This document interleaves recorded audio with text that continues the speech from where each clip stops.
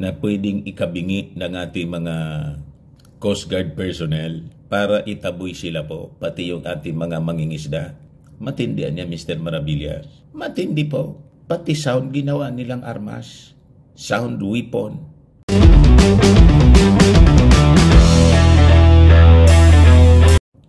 May panibagong harassment na naman po yung mga Chinese Coast Guard sa ating mga fishermen. Ito po yung sinabi ni Coast Guard spokesperson Commodore J. Tariela. At hindi lang yan mga kababayan. Yung Chinese Coast Guard po, sabi gumagamit na ng sound as a weapon. Dati tubig yung ginagamit, water cannon. Ngayon pati sound, yung tunog. Ano yan, Mr. Maravillas, na tunog? Tunog Chinese? Tunog Chinese po. Yung sound galing sa China.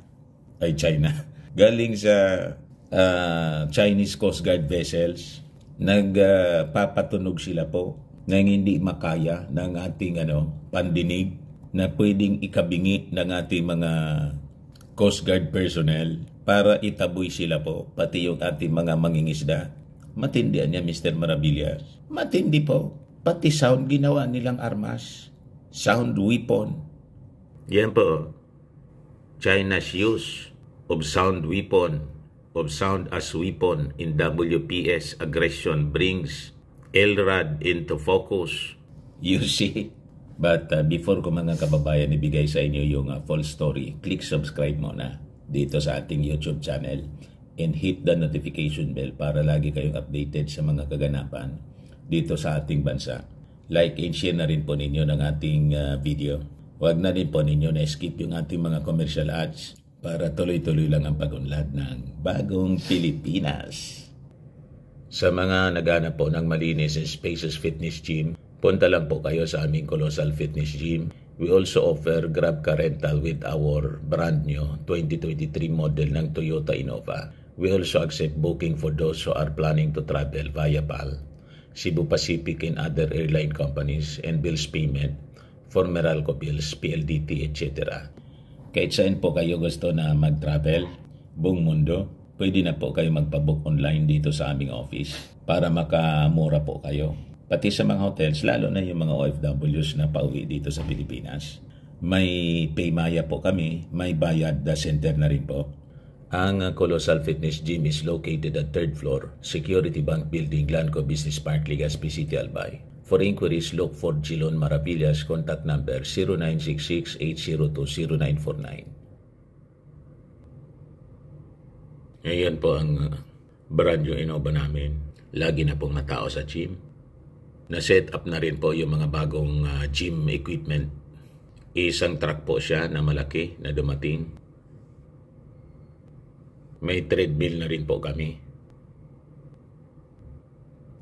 Ayos pa. Ayos na niya, Mr. Maravillas. Ito yung bagong harassment na ginawa ng Chinese Coast Guard sa mga fishermen natin sa Baho di Masinloc. Sabi yan ni Commodore Tariela, sabi niya, the Philippine Coast Guard has successfully identified the origin of videos and has taken steps to gather sworn statements from the individuals involved. Ito yung post niya sa X or Twitter.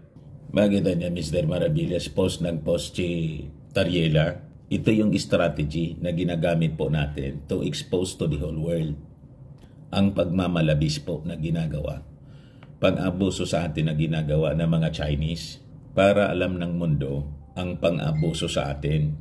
Kasi tayo po, wala tayong intensyon makipagyera.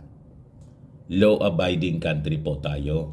At yung pagkikipaglaban natin para sa ating right, sa ating territory, sa ating sovereignty, gusto natin po na gawin sa legal na pamamaraan through the United Nations General Assembly at yung UNCLOS nga po na nagdesisyon na pabor sa atin. Ayaw natin gumamit as much as possible ng puwersa. Pero pag tayo po ay, halimbawa, ginamitan ng armed attack na nakapalaman sa UN, sa ating treaty, yung defense treaty natin sa Amerika, then we will be forced to use weapons to defend our territory. At ready tayo po dyan, mga kababayan, with America and allied countries on our side. So ito yung post ni J. Tariela po. Sabi dyan, regarding the circulating videos depicting the harassment of Filipino fishermen by China Coast Guard in the Bajo de Masinloc, the PCG have successfully identified the origin of the videos and have taken steps to gather sworn statement from the individuals involved. Mr. Jack Tabat from Zambales has admitted that the video came from their boat, FB Legendary Joe, according to his statement on January 12, 2024. Filipino fishermen who were collecting seashells near the south entrance of BDM experienced harassment from China's Coast Guard. The fishermen were instructed to return the shells they had gathered to the sea and were subsequently driven away. Napakasaswapang ito, mga kababayan ng mga Chinese. Seashells na lang po. Pinagkakait pa sa ating mga mangingisda. Pero tingnan ninyo, may nahon pa rin yung ating gobyerno. Mr. Tabat reported that there were 5 Chinese Coast Guard personnel on board a rubber boat who approached the Filipino fishermen. 4 of them daw disembarked and chased after the fishermen. Hinabol sila. He also documented 1 Chinese Coast Guard personnel grabbing the fishing boat and preventing it from departing unless the fishermen threw back their gathered seashells into the sea. What? Matindi. Talagang inagaw pa sa kanila. Grinab yung kanilang fishnet, yung fishing boat po, yung bangka nila. Currently, the PCG is awaiting the arrival of the fishing vessel which was subjected to the Chinese Coast Guard harassment. The PCG intend to gather testimonies from these fishermen as well. Kasi kailangang imbestigahang mabuti para makapag-file po tayo ng another diplomatic protest sa mga pagmamalabis na ginagawa ng mga Chinese Coast Guard sa ating mga mangingisda po. Yun ang purpose niyan. Di ano niya ito, Mr. Maravillas, na sinasabi mong sound weapon na ginagamit ng mga Chinese? Ito po, China's use of sound weapon as weapon in WPS aggression. Pati tunog, ginawa nilang armas laban sa atin para palayasin yung mga mangingisda natin, pati yung ating puwersa. Kasi pag nagpatunog kang hindi kakayanin ng pandinig mo, mabibingi ka, siyempre, iiwas ka. Or else, madadamage yung eardrum ng ating mga kababayan. Yon ang strategy nila. Nagpapatunog ng napakalakas na sound. Gumagamit sila ng ILRAD po, Long Range Acoustic Devices. Parte ito, mga kababayan, ng tinatawag na Gray Zone Tactics ng China, sabi ni Dr. Chester Cabalsa, Security and Defense Analyst. O yan po yung ILRAD, Long Range Acoustic Devices. Nagpapatunog sila ng napakalakas na tunog. Yan o. Transmitting sound like a loudspeaker in many directions, like the way a light bulb emits light. An LRAD transmits sound in a narrow beam, like the way a flashlight works. Sound attack na ngayon ang ginagamit nila para umiwas tayo doon sa lugar. Pinapalayas tayo sa ating sariling territory gamit ang sound. Sabi dyan, in an article by Berens et al., Long Range Acoustic Devices and Public Safety, published by Ascentech, LRAD was defined as a kind of acoustic hailing device that can generate levels of sound way higher than those produced by loudspeakers or megaphones. Talagang babasagin yung eardrum, mga kababayan ng nakakarinig, para umiwas doon sa lugar. Pwede niyang pumutok yung eardrum. Sabi niya, it is enough to make eardrums burst or explode even after brief exposure, which can cause permanent hearing loss. Matindihan niya, Mr. Maravillas. Pwedeng mawala na yung pandinig mo permanently.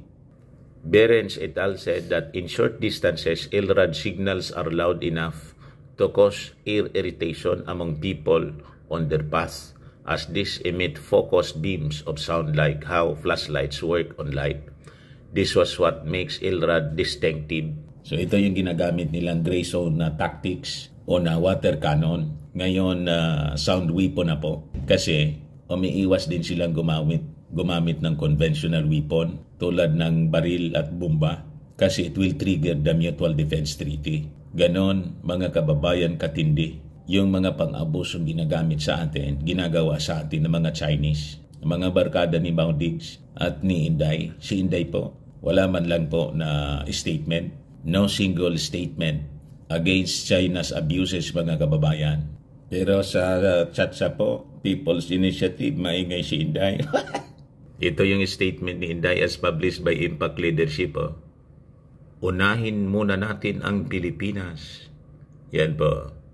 Sana ay unahin natin pag-usapan ang kapakanan ng mga Pilipino kaysa sa pagpapasok sa mga dayuhan sa ating bansa. Unahin muna natin ang Pilipinas.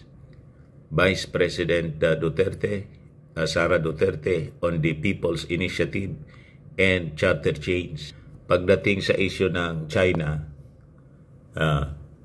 pati yung pang-insulto nitong babaeng ito, itong Chinese spokesperson sa ating Pangulo, walang statement si Inday. On China's aggression and harassment in the West Philippine Sea, blanco.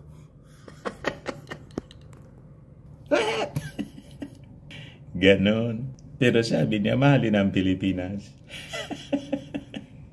Ayan man lang po mga kababayan. Ako po si Dante Maravillas. Bye-bye po. God bless.